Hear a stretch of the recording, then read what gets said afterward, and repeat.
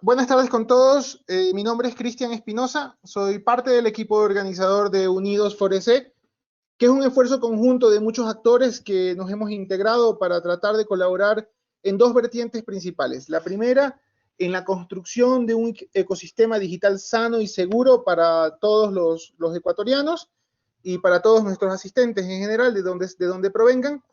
Y colaborar también un poco con la Fundación Carla Morales, que es una fundación que está haciendo un trabajo importantísimo en la ciudad de Guayaquil, una de las ciudades que más ha sido golpeada por la crisis sanitaria que nos afecta, que nos ha venido afectando y que probablemente nos siga afectando durante un tiempo más. Agradezco la asistencia de todos ustedes en esta tarde y noche. Eh, para no robarle más tiempo a nuestro ponente, voy a hacer una pequeña introducción de quien nos acompaña en esta noche. Nos está acompañando el doctor Miguel Ángel Barrios desde Argentina. Él es doctor en educación, doctor en ciencia política, profesor, investigador y consultor internacional. Ha escrito más de 20 obras de política latinoamericana. Ha dictado seminarios, cursos, conferencias, invitado por universidades, academias, academias diplomáticas y militares de América Latina, Europa, Asia y África. El tema de la charla que nos va a compartir el día de hoy es escenarios estratégicos en tiempo de pandemia. Doctor Barrios, le cedo el micrófono, se lo escucha bien y se lo ve con claridad. Muy buenas noches.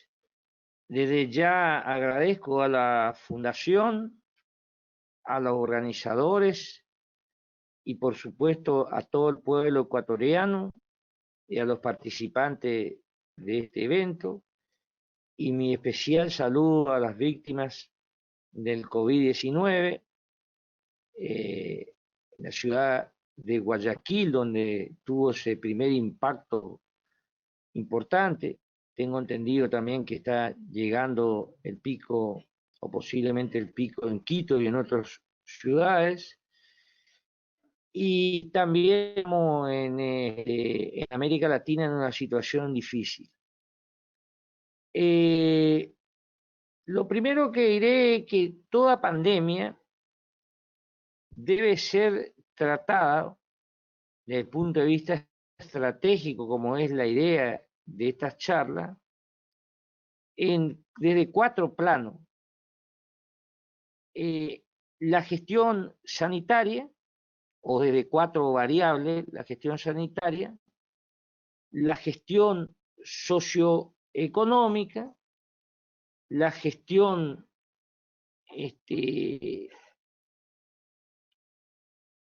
que hace al desconfinamiento social, y la gestión en lo que hace a la reconfiguración de un nuevo orden.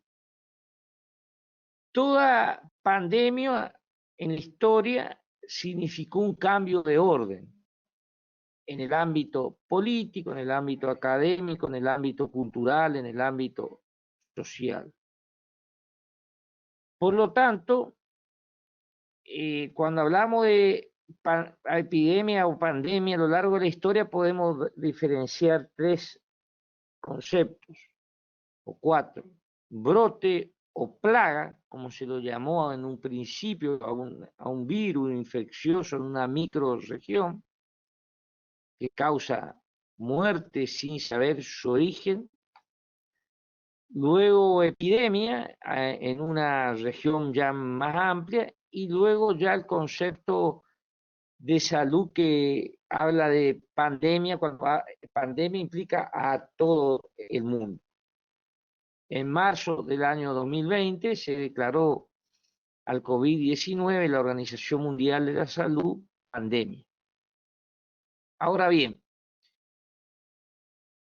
a lo largo de la historia, desde una perspectiva histórica, porque toda actualidad es siempre histórica.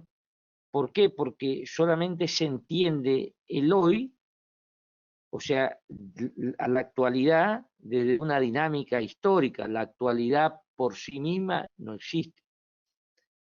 Toda plaga o brote al principio de la historia siempre se caracterizó, dije, por cambios epocales.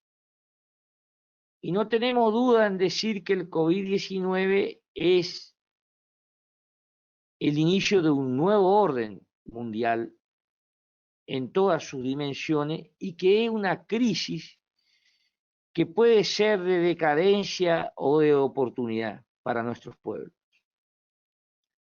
Crisis viene del griego inflexión, momento de inflexión, y puede tener dos desembocaduras, una crisis de decadencia o una crisis, dije, de oportunidad.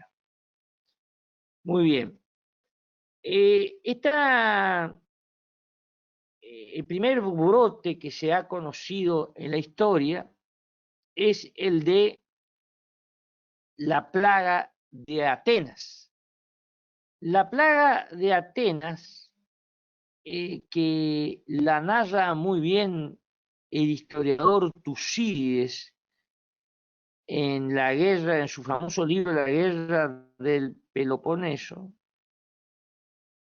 fue durante la guerra entre Esparta y Atenas, estamos hablando en el año 500 antes de Cristo, fue una especie, una plaga de fiebre que arrasó con parte de Atenas y que inclusive llevó a la muerte al gran estratego ateniense Pericles, y que incluso con esa pandemia nace en los grandes criterios de cómo se debe combatir a un brote, que es la higiene, el distanciamiento social, la clasificación de los diagnósticos en el sentido de que ya no estaban supeditados a supersticiones religiosas, y en esta brote o plaga de Atenas, que como dije está narrada por Tucídides, el que jugó un papel importantísimo el gran médico ateniense Hipócrates, y que ¿en qué cambio significó? El cambio fue específicamente un cambio de orden de poder, en el cual se inicia el descenso de la ciudad de Estado griega, la reconfiguración del poder como producto de la guerra civil y las pandemias y la hambruna y la muerte, y la emergencia de un nuevo poder, en esa época no podemos decir mundial, pero sí regional, del centro del poder mundial, que era regional, no había todavía una política mundial de la globalización, que fue la emergencia del imperio alejandrino, con Filipo de Macedonia, y el descenso de las ciudades-estados griegas. Concretamente, no solo involucró a la crisis en Atenas, sino también en Esparta. La segunda gran plaga es conocida ya alrededor del 100 de la era cristiana, es la plaga de Antonina. Es una plaga mucho más fuerte que la peste o la plaga de Atenas. Antonina porque el emperador era Marco Aurelio Antonino y significó la primera gran crisis económica y social del Imperio Romano de Occidente. En esto es muy importante Antonina porque Marco Aurelio era de la familia Antonina, de una familia de origen interesante, hispánica. Fue el primer emperador de origen hispánico. Y la Hispania era una provincia del Imperio Romano. Y lo más importante de todo es que fue también el emperador que introdujo la filosofía del estoicismo, que era una filosofía griega con Zenón, en la cual lo más importante era la indiferencia a lo material y la defensa de los sectores más vulnerables y los más pobres. Y es lo que hizo Marco Aurelio. Marco Aurelio hoy una cosa que priorizó la defensa de los sectores vulnerables, los protegió del Estado con el gran médico romano Galeno, así como Hipócrates en el primer, en la primera, en la primera, en la primera, como era, plaga de Atenas. Con Galeno y el emperador Marco Aurelio, no solo se prioriza a los pobres y además los cultivos para priorizar la salud y no la economía. Un debate que hoy está vigente y que se ha visto el fracaso de aquellos pueblos que priorizaron la economía. Basta nada más que ver Inglaterra y los Estados Unidos o la Europa occidental.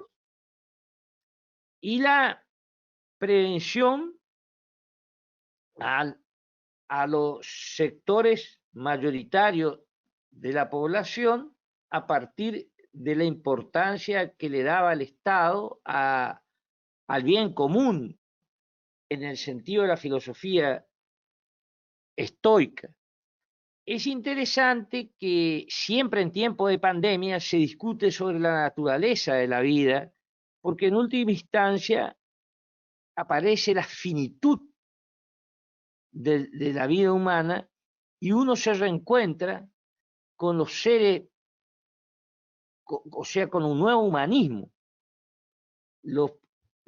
Estos medios tecnológicos que antes del COVID-19 eran considerados vehículos que boicoteaban la interacción humana en muchos aspectos, hoy las redes sociales sirven como redes de afecto y de comunicación en el mundo. Es imposible que esté hoy comunicándome con ustedes si no era a través de las redes sociales.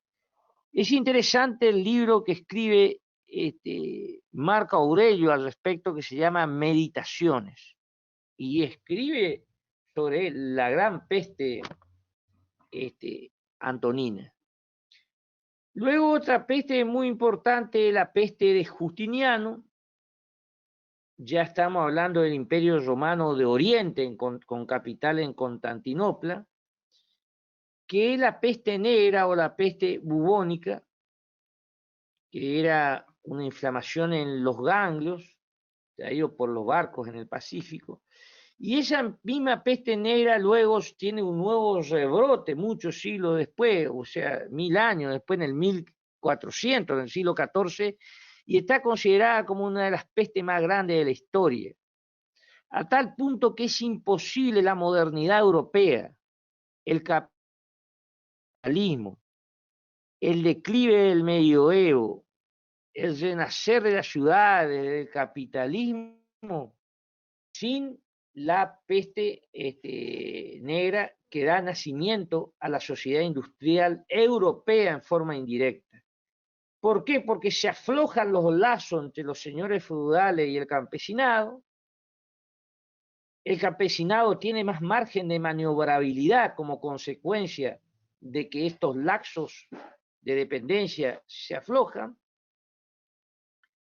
Y al mismo tiempo, las ciudades costeras se transforman en ciudades burguesas y estas ciudades burguesas dan nacimiento a lo que luego sería el Estado-Nación industrial. Es decir, reitero que está íntimamente ligado el descubrimiento de América o el mutuo descubrimiento y la expansión del capitalismo, la expansión de la geografía, a los miles de muertos que tuvo la peste, que produjo la peste bubónica en Europa, venida de Asia, y también acá la peste más larga de la historia que nace acá en América, que es la viruela, que generalmente las pestes terminan con cambios políticos, sociales y económicos, terminan por la inmunización que se va dando en la población o por una vacuna. Estamos hablando, por ejemplo, también, para ir dando ya un salto más inmediato en la historia, de la gripe española, que es del virus influenza de origen norteamericano, que se da en España porque España era neutral en la guerra y donde más se publicó, no se censuró. Esta gripe produjo casi 50 millones de muertos, más muertos que la Primera Guerra Mundial, y que tiene su origen en los Estados Unidos. Allí aparecieron los cementerios colectivos, por supuesto los barbijos, todo lo que significa un mayor distanciamiento selectivo en lo social, que ya desde la peste de Atenas se inicia, pero es como que toma mayor perfección con la guerra, con la gripe española. Ya estamos hablando del siglo XX. Y esta gripe española, en el fondo, produce grandes cambios acompañado a la Primera Guerra Mundial. La Primera Guerra Mundial, en el fondo, no es una guerra mundial, es una guerra civil europea que se traslada y irradia al mundo entero, una guerra del capitalismo europeo por mercado de exportación. Hoy, ¿qué es lo que uno observa con el COVID-19? En lo que hace a la gestión sanitaria, hay evidentemente, empieza a tomar importancia en un nuevo repensar la salud pública y la salud como un bien común y no como un bien privado. Y que los estados que no tienen a la sanidad, los ministerios de salud pública, por ejemplo, nacen como consecuencia de la gripe española. Antes de la gripe española no había ministerio de salud pública. O sea, la sanidad no era asunto de Estado. Y los grandes hospitales a consecuencia de la gripe española. Entonces, la importancia, porque hasta antes del COVID-19 lo que se reinaba era la globalización neoliberal, en la cual el apotegma central es el mercado gobierna y la política administra. Hoy el COVID-19, en forma de una velocidad contundente, demuestra que la globalización neoliberal entró en una fase declinante. No termina la globalización, sino que se inicia otro tipo de globalización, y aquellos pueblos que no interpretan que se debe iniciar un nuevo tipo de globalización van a quedar fuera de la historia. Estamos viendo a Estados Unidos, que era y es el primer hegemón mundial, y sin embargo los grandes deficiencias estructurales en su sistema de salud.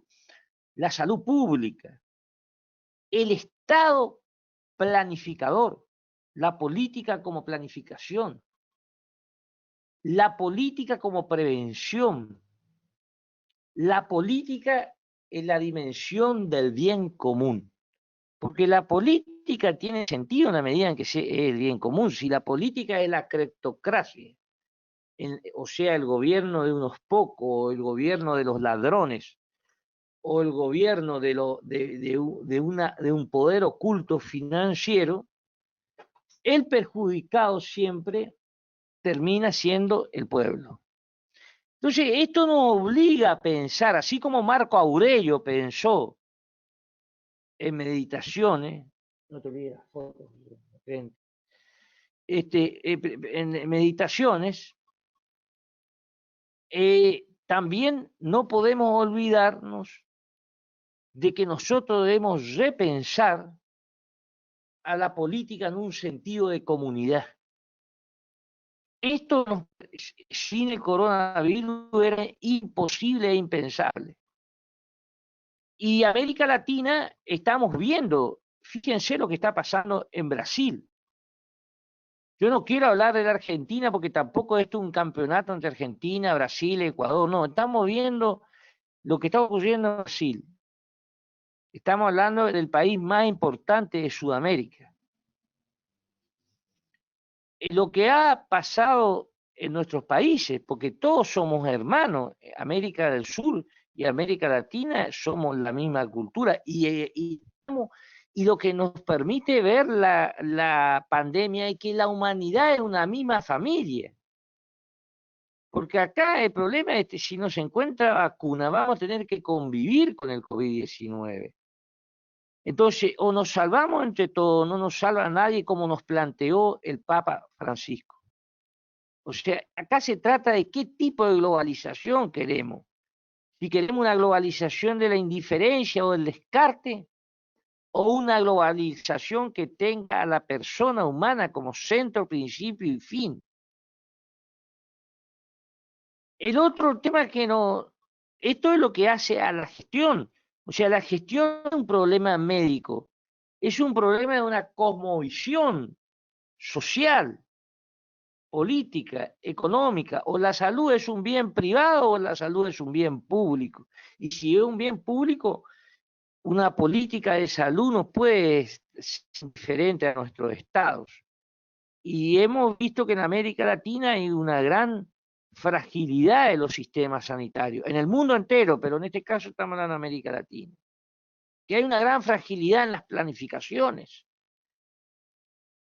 Esta pandemia fue una pandemia que surge en septiembre. Han fallado todos nuestros sistemas de información. Fue la pandemia más anunciada de la historia. La Organización Mundial de la Salud en el año 2019, en septiembre, sacó un documento, Un Mundo en Riesgo. Y en el año 2008 ya se empezaba a hablar en todos los libros de defensa, en los libros blancos, de que las pandemias eran amenazas. Y América Latina, no quiero ir a otros países, quiere decir que todos nuestros sistemas de información y de inteligencia han fallado. ¿Por qué? Porque nuestros sistemas de inteligencia están al servicio de un espionaje interno, muchas veces de cabotaje, en función de nuestras peleas electorales, y no de una verdadera comunidad de inteligencia que nos sirva a anticiparnos a los problemas estratégicos del mundo. Esto es un llamado a atención hacia un mundo cuya característica es que la única certidumbre es la incertidumbre. Si no tenemos un buen sistema de información, nunca vamos a tener un buen sistema de inteligencia. Entendiendo la inteligencia como el acumulamiento de información para generar prospectivas o escenarios futuros. Eso hoy carecemos en América Latina. O existen, pero no con la debida profesionalidad. Ecuador tiene un gran desarrollo en esos estudios. Yo estuve en la Universidad Politécnica del Ejército, estuve en Flaxo, en Quito. Hay grandes estudiosos, pero no sé el grado de atención política. Estuve en el IAEN, o sea que hay centros de estudio importantes. Si los centros de estudio están desacoplados de los centros de poder, no sirven. Se transforman en usinas intelectuales divorciadas de la realidad. También nos demuestra que esta fase de declive del capitalismo, de la globalización neoliberal, el posicionamiento mundial de China. Acá no vamos a entrar a discutir si el COVID es chino, si el COVID es norteamericano, porque es una discusión estéril. El hecho ocurrió, hasta ahora no se ha comprobado que sea un virus genéticamente hecho en un laboratorio, pero no se descarta ninguna hipótesis. Pero nosotros lo que estamos estudiando son las perspectivas de lo que, en función de lo que ya existe, el COVID existe, una pandemia y hay que convivirla con ella, no estamos a favor de esas teorías conspirativas que dicen que Bill Gates lo inventó. No quiere decir que Bill Gates no haya financiado parte de las investigaciones en Wuhan, China, donde trabajaban en conjunto científicos norteamericanos y chinos, pero no vamos a entrar en ese debate. Lo que vamos a entrar en un debate concreto de cuál es el escenario. Y el escenario es que hoy China es una potencia que se ha consolidado a nivel mundial y Estados Unidos ha perdido 34 millones de puestos de trabajo en 2 semanas, en 3 semanas. Está en una recesión económica como no estaba de la crisis del año 29. Esto, por supuesto, al mismo tiempo ocasiona este nuevo orden o esta nueva situación mundial ocasiona problemas en América Latina porque significa de que Estados Unidos y China van a profundizar su lucha mundial por la hegemonía mundial y esto trae consecuencias de oportunidad o de decadencia en América Latina, porque se aflojan nuestros lazos de dependencia, pero por el otro lado pueden endurecerse en otra variante. Entonces, ha llegado el momento de dejar espacio de oportunidades. Yo creo en América Latina, creo en nuestras oportunidades, pero esas oportunidades solamente se van a dar en la medida de un desarrollo endógeno que se dé a través de la integración y de la planificación. Ecuador es un país muy importante en su sistema de planificación educativa, tiene instituciones educativas, como dije, la Universidad Politécnica del Ejército es muy importante, y muchas otras instituciones más. Entonces, lo que quiero decir es que se nos abre en el ámbito de la educación, en el ámbito de la pequeña y mediana empresa, del cooperativismo, del emprendedurismo, del emprender. Es una crisis de oportunidad. Ahora, si nosotros entendemos a la pandemia solamente como un problema de salud pública, vamos a terminar siendo comentadores de lo que pasa a nivel internacional. Fíjense, por ejemplo, tomar la sanidad como problema de agenda estratégica es fundamental porque el mercado farmacéutico, o sea, los insumos, y en esta pandemia se nota muy grandemente, el 80% viene de la India y de la China.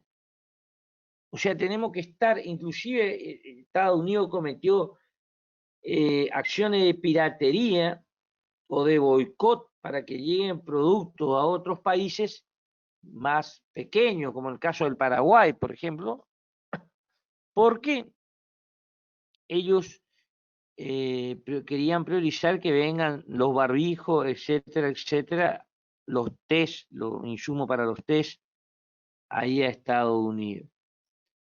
En lo económico, creo que va a haber una crisis económica, como de hecho muy grande, en un año, pero generalmente luego de esas crisis abruptas hay un cambio de reorientación en las lógicas económicas. Y yo pienso que en ese cambio América Latina se debe mirar nuevamente hacia adentro, hacia nosotros, hacia nuestras potencialidades.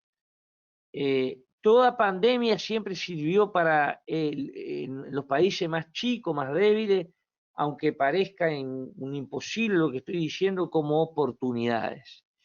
Yo creo que no hay que, dije ya que hay un nuevo orden mundial, por supuesto un nuevo orden inclusive en la educación a distancia se institucionaliza con la educación presencial, pero lo que no debemos perder de vista es que la educación siempre es transmisora de conocimiento, de valores y de cultura.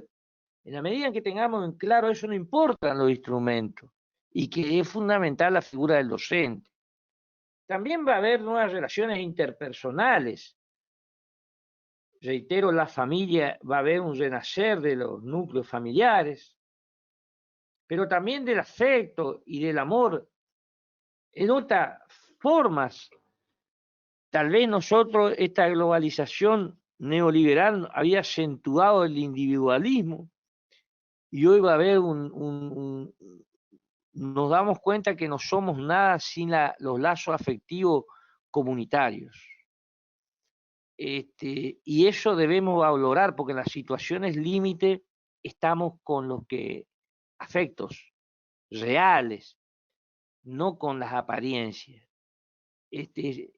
Vamos hacia un mundo de las esencias, no de las apariencias. Y eso era impensable. Un mes atrás vivíamos en el mundo de la apariencia, en el mundo del objeto, en el mundo de la cosificación, en el mundo del posmodernismo, del individualismo, de que ser exitoso es el que tiene más, no importa cómo sea, más en lo material, no. Ahora vamos a empezar a revalorizar el ser, el nosotros, el estar juntos y los lazos afectivos. Reitero, nada reemplaza los lazos afectivos, sean como sean, ya sea interpersonales directos o indirectos a través de los medios de comunicación, la importancia de la radio, la importancia de diferentes canales en YouTube, de diferentes aplicaciones. El hombre es un ser social y en la dimensión de la gestión, reitero, si no nos damos cuenta que el Estado, hay que refundarlo al Estado, teniendo como eje que la importancia es lo público, siempre en función de una planificación, no lo público para el saqueo tomando al gobierno, al Estado como un botín, no.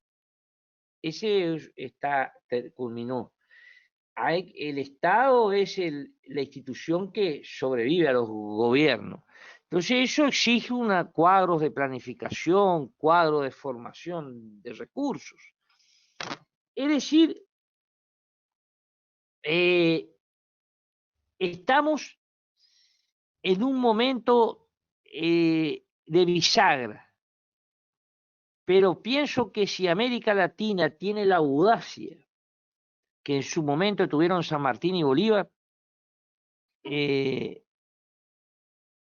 la pandemia no será en vano. Y un homenaje a todos aquellos muertos, a sus familiares, en nuestra hermana Ecuador, también a todo lo que estas organizaciones que están, vaya la redundancia, organizando estos eventos, a ustedes, y que estas palabras, más que una charla sentida, producto de la reflexión, les hayan servido a ustedes o les sirvan también como efectos dominó para que ustedes repiensen desde su lugar el mañana, porque el mañana ya es el hoy. Muchísimas gracias, estoy a disposición de ustedes para las preguntas. Miguel Ángel, muchísimas gracias. Una muy interesante y muy educativa charla para todos nosotros. Un final bastante motivador para considerar respecto de cómo podemos salir realmente adelante aprovechando situaciones como esta. Y en este momento abro el foro de preguntas para los asistentes, quienes pueden realizarla a través de la sección de preguntas en la plataforma o incluso a través del chat. No sin antes, bueno, mientras tanto se genera de pronto alguna pregunta por parte de quienes nos han acompañado a lo largo de esta ponencia, mencionarles que recuerden que este evento es totalmente gratuito y que se realiza buscando colaborar con la Fundación Carla Morales, que realiza un trabajo arduo en Guayaquil para colaborar no solo con los más necesitados, sino con aquellos grupos que también enfrentan la crisis desde otros aspectos, como los equipos sanitarios, centros de salud, otras asociaciones y fundaciones que también realizan trabajo que lo hacen de manera coordinada. Guayaquil es una ciudad que ha sido golpeada muchísimo por esta crisis sanitaria y esperamos que se pueda recuperar pronto con la ayuda de ustedes y con la ayuda de más fundaciones y más personas como Carla Morales. Miguel Ángel, te comento, no tenemos ninguna pregunta adicional. Solo me resta agradecerle a los asistentes y especialmente a ti por haber decidido donar parte de tu tiempo. Sabemos lo valioso que es para esta causa y agradeciendo muchísimo tu asistencia y tu presencia con esta presentación y esta charla el día de hoy. Muchísimas gracias. Muchísimas gracias, hasta luego y espero que entonces la semana que viene va a estar en YouTube todo esto. Sí, sí, se va a publicar. A todos los asistentes también les comento que todas las charlas de los 3 viernes que hemos tenido este evento, esta iniciativa, van a ser publicadas en YouTube y van a estar disponibles para su próxima visualización. Muchísimas gracias a los asistentes y muchísimas gracias, Miguel Ángel. Hasta luego, buenas noches. Hasta luego. Buenas noches.